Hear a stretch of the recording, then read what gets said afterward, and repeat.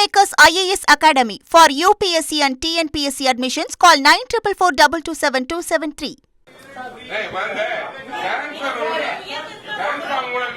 ஏன்னா ஒன்னா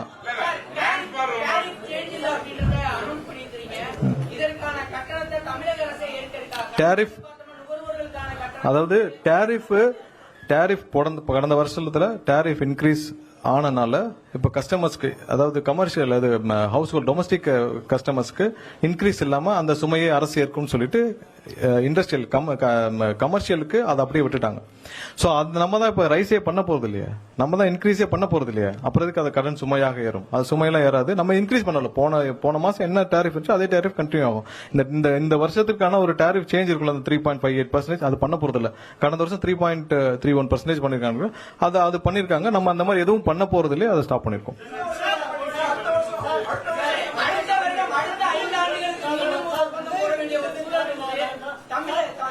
இப்போதைக்கு நிப்பாட்டி இருக்கிறோம். அடுத்து திட்டமிட்டு சொல்லுவோம். அடுத்து வேற பாருங்க, இந்த வருஷம் டேரிஃப் ரிவிஷன் கிடையாது. பொதுமக்களுக்கு நிறுவனமும் எடுத்து விட்டது, அரசும் எடுத்து விட்டது. டேரிஃப் ரிவிஷன் கிடையாது. அதை நிறுவனமும் பியர் பண்ணிக்கிறோம். நம்ம டேரிஃப் ரிவிஷன் கிடையாது. எண்ட் யூசர்ஸ், அதாவது கன்சியூமர்ஸ்க்கு அந்த சுமை இருக்காது, அரசுக்கும் சுமை இருக்கு. நம்ம ரிவிஷனே பண்ண போறோம்னு சொல்லிட்டோம். அடுத்தது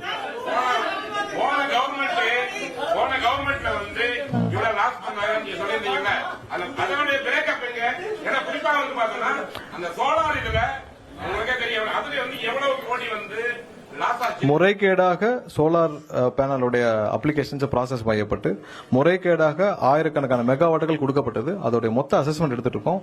ஒவ்வொரு நாளும் எதெல்லாம் முறைகேடாக 20 நாள் 25 நாள் ப்ராசஸ் பண்ண அப்ளிகேஷன்ஸ் எல்லாத்தையும் கேன்சல் பண்ணிட்டு வரோம். யார் மேலாம் சந்தேகம் இருக்குதோ, லோட் ஃப்ளோ இல்லாமல் பண்ணவங்கலாம் அங்கே நிறுத்தி வைக்கப்பட்டுள்ளது. ஸோ அதில் முழுசும் இது எல்லாத்துலயும் பார்த்தீங்கன்னா எங்கேயுமே டிஜிட்டல் டேட்டா இல்லை, எல்லாம் மேனுவல் டேட்டா எடுத்து அசஸ் பண்ற வேலை இல்லை. அதுல கண்டுபிடிக்கப்பட்டது இந்த கண்டக்டருடைய ஊழல் எல்லாம், அந்த முறைகேடு எல்லாம், அந்த டெண்டர்ல 9 டெண்டர்ல நடந்த முறைகேடுகள் எல்லாம் அசஸ்மெண்ட் போயிட்டு இருக்கு. எல்லாத்தையும் ரிவைவ் பண்ணிட்டு இருக்கோம். மொத்தமா தமிழகம் முழுவதும் இருக்கிற அனைத்து டிஎன்ஏபியில் இருக்கிற ஸ்டாக்கும் வெரிஃபிகேஷன் பண்ணிட்டு இருக்கோம். எவ்வளவு ஸ்டாக், எவ்வளவு டிரான்ஸ்ஃபார்மர் இருக்கு, எல்லா ஸ்டாக்கும் வெரிஃபிகேஷன் வந்து கடந்த 2 வாரங்களா போயிட்டு இருக்கு. ஒவ்வொரு இடத்துலயும் அதை வீடியோ ரெக்கார்டிங் பண்ணி ஊழியர்கள் 40 டீமுக்கு மேல போட்டு ஸ்டாக் வெரிஃபிகேஷனும் பண்ணிட்டு இருக்கோம். அனைத்தும் வெரிஃபிகேஷன் பண்ணிட்டு இருக்கோம். அனைத்தும் பண்ற வேலையும் நடந்துட்டு இருக்கு. என்னப்பா இல்ல தெர்மல் எப்படி, தெர்மல்ல எப்படி ஃபங்க்ஷன் ஆகுது, அதோட செலவினங்கள் எல்லாம் காட்டிட்டோம். அதுக்குள்ள அடைக்கணும். தெர்மல் பவர் பிளான்டோடைய எக்ஸ்பென்ஸ், அதோட எக்ஸ்பென்ஸ், அதோடைய ரெவன்யூ எல்லாம் காட்டிட்டோம். அதுக்குள்ள அதோட எக்ஸ்பென்ஸ் இருக்கும். நம்ம கோல் வந்து ஒரு சில தெர்மல் பிளான்ட்டுக்கு தான் நம்ம இம்போர்ட் பண்றோம். மத்த எல்லாமே இங்க டிஎன்பிஎல் நம்ம என்டிபிசி மூலமா தான் நம்ம பர்ச்சேஸ் பண்றோம். எதெல்லாம் சந்தேகம் இருக்கு அதெல்லாம் நிறுத்தி வைக்கப்பட்டிருக்கு. அடுத்தது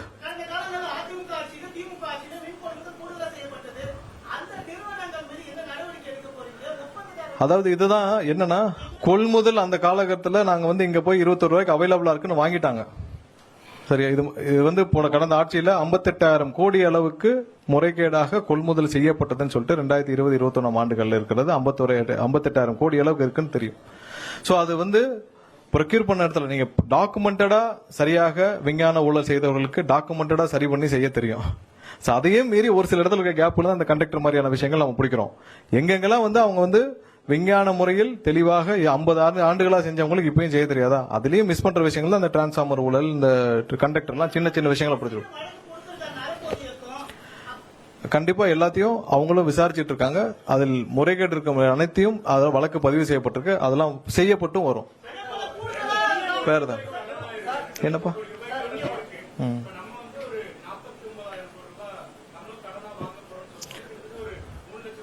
அதாவது இப்ப இருக்கிற இந்த சூழ்நிலையில கடன் வாங்காமல் நம்ம இதை சரி செய்ய முடியாது. முதலாவதா கடன் வாங்கியும் நம்ம என்ன செய்யறோம்னு சொல்றோம். இப்ப நீங்க போன ஆட்சியில 89,000 கோடி கடன் வாங்கியிருக்காங்க. என்ன செஞ்சீங்கன்னு கேட்டா மொத்தமே 5 ஆண்டுகள்ல 122 டிரான்ஸ் நம்ம சப்ஸ்டேஷன் தான் உருவாக்கணும்னு சொல்லியிருக்காங்க.